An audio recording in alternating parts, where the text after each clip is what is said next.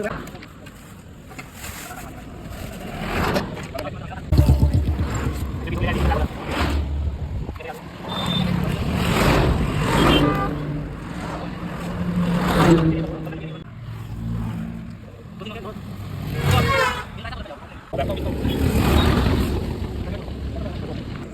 Guys रात के समय पे यहाँ पर बहुत दुर्घटना हो रही थी। किसी भाई के साथ कोई दुर्घटना ना हो इसलिए हमने ये पाइप लगाकर इन पर रेडियम लगा दिया ताकि किसी भाई के साथ यहाँ पर दुर्घटना ना हो सके। गाइस हमारे काम के लिए एक लाइक एक फॉलो जरूर करें। Thank you.